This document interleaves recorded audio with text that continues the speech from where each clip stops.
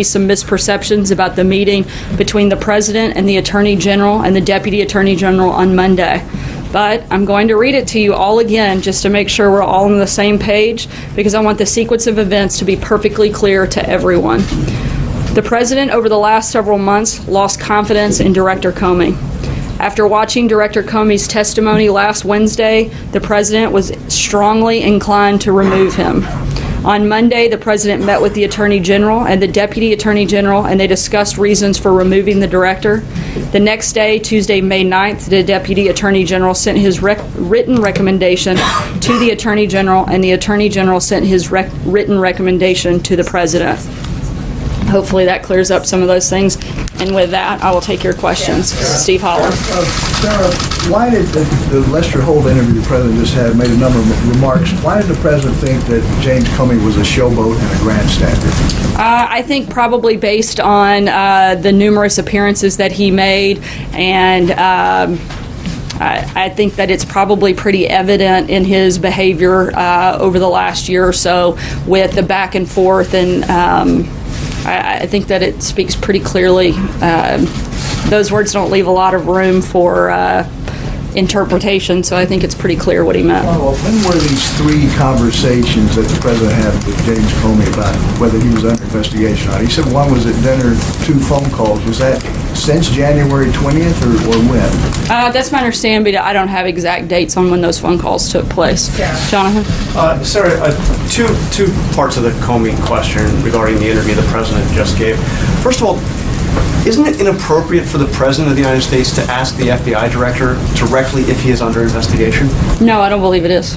But one of these conversations the President said happened at a dinner where the FBI Director, according to the President, was asking to stay on as FBI Director. Don't you see how that's a conflict of interest? The FBI Director is saying he wants to keep his job, and the President is asking whether or not he is under investigation? I don't see that as a conflict of interest, and neither do the many legal scholars and others that have been commenting on it for the last hour. So no, I don't see that as an issue. And Sarah, the other thing I want to ask you about is, I asked you directly yesterday. Up to 3, I think now. This different subject related to Comey. I asked you directly yesterday if the President had already decided to fire James Comey when he met with the Deputy Attorney General. And you said no. Also, the Vice President of the United States said directly that the President acted to take the recommendation of the Deputy Attorney General to remove the FBI Director. Sean Spicer said directly it was all him, meaning the Deputy Attorney General.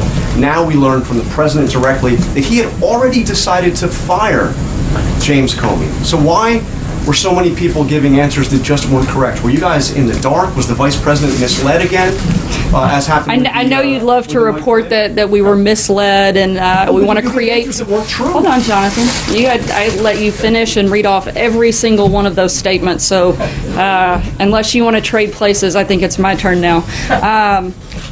I think it's pretty simple. I hadn't had a chance to have the conversation directly with the President to say. I'd had several conversations with him, but I didn't ask that question directly. Had you already made that decision? I went off of the information that I had when I answered your question. I've since had the conversation with him right before I walked on today, and he laid it out very clearly. He had already made that decision. He'd been thinking about it for months, which I did say yesterday and have said many times since. And Wednesday, I think, was the final straw that pushed him, and the recommendation that he got from the Deputy Attorney General just further solidified his decision, and again, I think reaffirmed that he made the right one. But was the Vice President in the dark too? Was the Vice President in the dark too? Nobody was in the dark, Jonathan. You want to create this false narrative. If we want to talk about contradicting statements and people that were maybe in the dark, how about the Democrats? Let's read a few of them. You want to talk about them? Here's what Democrats said not long ago about Comey. Harry Reid said Comey should resign and be investigated by the Senate. Senator Chuck Schumer said, I don't have confidence in him any longer. Senator Bernie Sanders said it would not be a bad thing for the American people if Comey resigned. Nancy Pelosi said Comey was not in the right job. Former DNC Chair Debbie Wasserman Schultz said that she thought Comey was no longer able to serve in a neutral and credible way. President Obama's advisor, Valerie Jarrett, reportedly urged him to fire Comey. Just yesterday, Representative Maxine Waters said that Hillary Clinton would have fired Comey. If you want to talk about people in the dark, our story is consistent. The president is the only person that can fire the director of the FBI. He serves at the pleasure of the president. The president made the decision. It was the right decision. The people that are in the dark today are the Democrats. They want to come out, they want to talk about all of these, they love Comey and how great he was. Look at the facts. The facts don't lie. Their statements are all right there. I think it's extremely clear that, and frankly, I think it's kind of sad. In Washington, we finally had something that I think we should have all been able to agree on, and that was that Director Comey shouldn't have been at the FBI, but the Democrats want to play partisan games, and I think that's the most glaring thing that's being left out of all of your process stories. John Roberts. Sarah, you said from the podium yesterday that Director Comey had lost the confidence of the rank and file of the FBI. On Capitol Hill today, the acting director of the FBI, Andrew McCabe, directly contradicted that.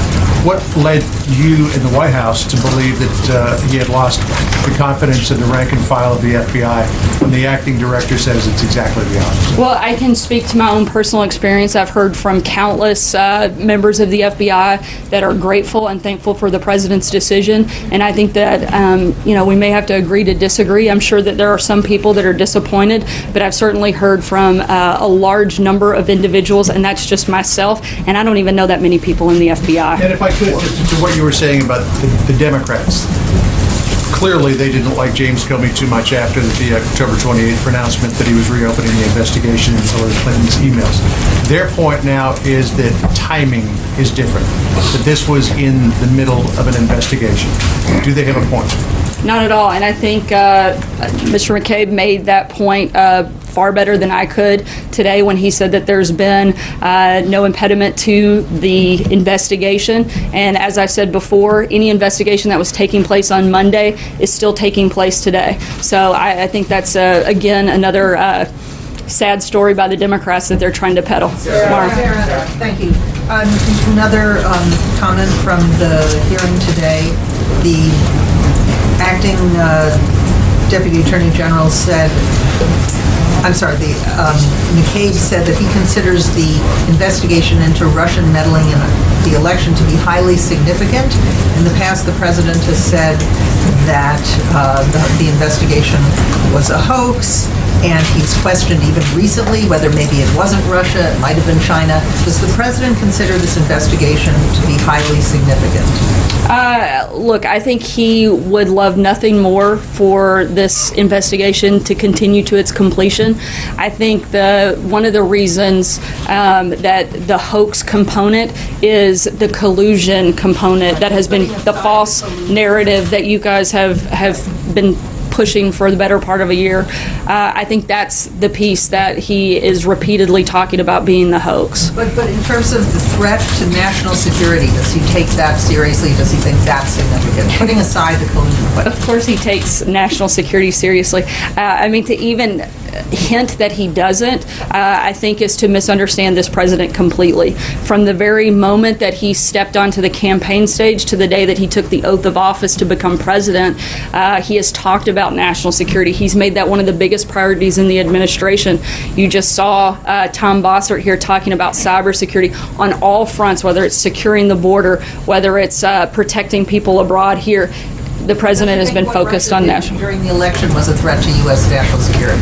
I haven't had the chance to ask him about that. I think we're still waiting on the final conclusion of that investigation. He doesn't know. Look, I think any time we have somebody interfering with our election, that would be considered a problem, and I think the president would certainly recognize that. Matthew? I appreciate it. Two questions. First, as has been mentioned, Vice President Pence yesterday said the firing was based on the recommendation of the Attorney General and Deputy Attorney General. We know now that that's not true. Was the Vice President misled again, or did he mislead the American people? I believe I've answered that question. No. Thank you. If you have, I don't think I caught it, because the Vice President said yesterday that the President chose to accept and support the decision of the Deputy Attorney General and Attorney General. He certainly accepted the Deputy Attorney. Yeah, but that doesn't mean that he wouldn't still accept his recommendation. I mean, they're on the same page. Like, why are we arguing about the semantics of whether or not he accepted it? They agreed. I mean, I'm not sure how he didn't accept the Deputy Attorney General's recommendation when they agreed with one another. So if I may just switch topics slightly. If the president knew he was going to do this, why ask for those memos to begin with? Why not just fire Comey? Why have these memos put out and then explain that he did it because of the memos, but then say that he was going to do it either way? I'm confused as to why we even got those memos. Look, I think he wanted to get the feedback from the Deputy Attorney General, who the Director of the FBI reports to. Again, it further solidified the decision that he had made.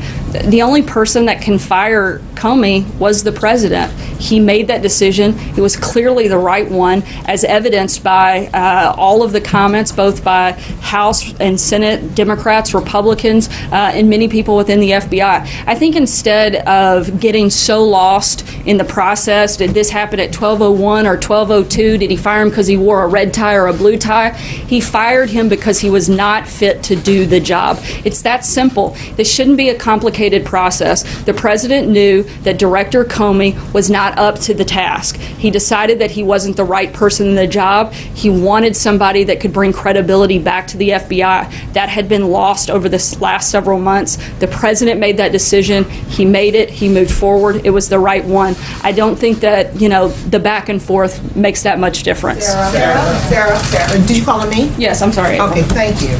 Sarah, going back to what you said about Democrats, there are some Democrats that say that Comey should have been fired, but they're questioning the timing. Why now? Even though the Deputy Attorney General did do that, they're questioning why now. He could have waited. I think that I've answered this. I hate to, again, just keep repeating myself, but we're kind of getting lost on the same questions here. He had decided that he wasn't fit. There's never going to be a good time to fire someone, whether it's on a Tuesday or a Friday. Or day one when he comes in. He decided he wanted to give Director Comey a chance. He did, and he felt like he wasn't up to the task. And then last question. Monday, Sean Spicer, when he was at the podium, he said after the testimony with Clapper and Yates, he said, he talked about there was no collusion from what Clapper said, but he also said that there needs to be a timeline when the Russia investigation ends. And then yesterday, you said it should continue. Which one is it?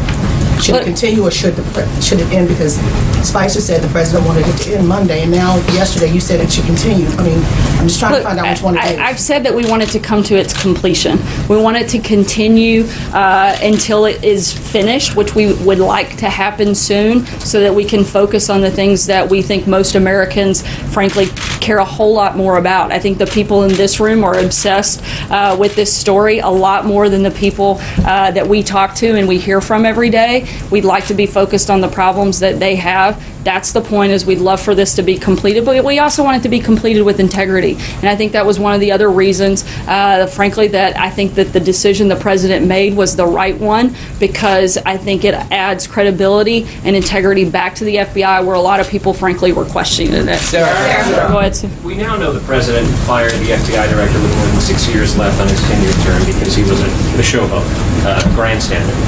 How important is it that the next FBI director not be a showboat or a grandstander? And how important is it that this person show loyalty to the president?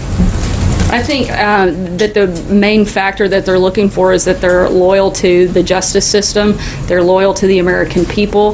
This president is looking for somebody who can come in that is independent and has the support, I think, across the board, whether it's Republicans, Democrats, members of the FBI, and certainly the American people. Again, it wasn't just one thing that caused the president to make this decision. A large part of why he made this decision was because he didn't feel like Director Comey was up to the job. He had watched, it was just an erosion of confidence that he had in his ability to carry out the tasks that needed to be done. He's looking for somebody who can do that. Jordan? Thank you, Sarah. Two questions. First, I want to follow up on what John asked about the rank and file of the FBI. Don't you think the acting director of the FBI has a better handle on the rank and file than you do? Look, I'm not going to get in a back and forth on who has a better handle. Again, I've heard from multiple individuals that are very happy about the president's decision, and I know that it was the right one. I believe that most of the people that we've talked to also believe it was the right decision to I make. want to also ask about the meeting yesterday between President Trump and the Russian foreign minister. Can you walk us through how a photographer from either a Russian state news outlet or the Russian government got into that meeting and got those photographs out? Yeah, the same way that they would whoever the president was meeting with when it comes to a foreign minister or a head of state. Both individuals have official photographers in the room.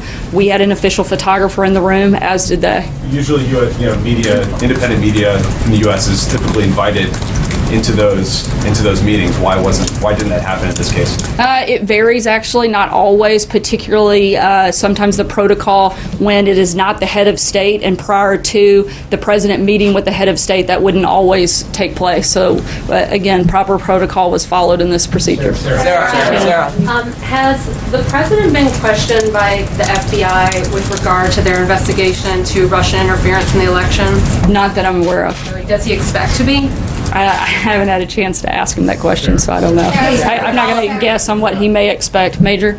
So, at the Justice Department, there's a general protocol that discourages conversations with the President of the United States by the FBI director about anything that might involve the President. That's a general aspect of the protocol that's usually fired to ensure that there is no confusion about political interference or any kind, or even the impression or the appearance of political influence on the FBI. That's the standard procedure. You just said here it was appropriate for the President of the United States to ask whether or not he was under investigation.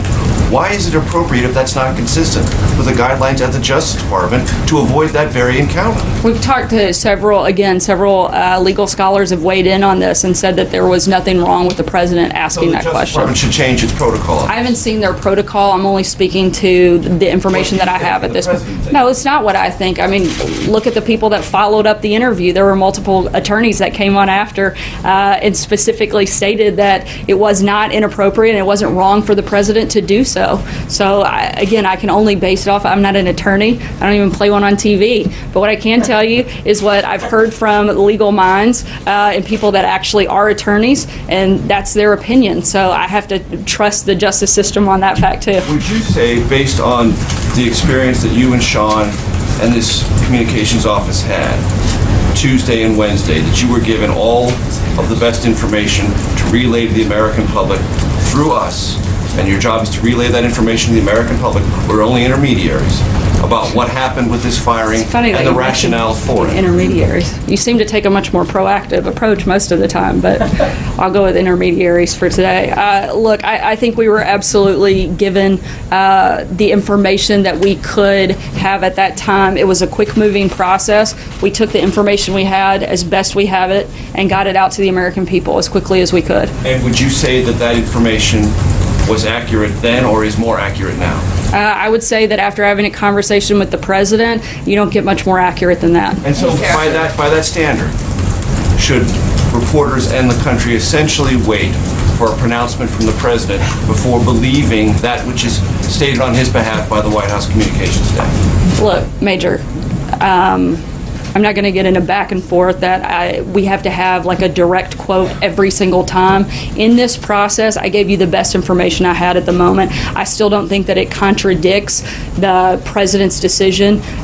You guys want to get lost in the process. I don't believe asking you a question and getting an answer is lost in the process, Sarah, with all respect. Yeah, and I'm answering those questions. It's very simple.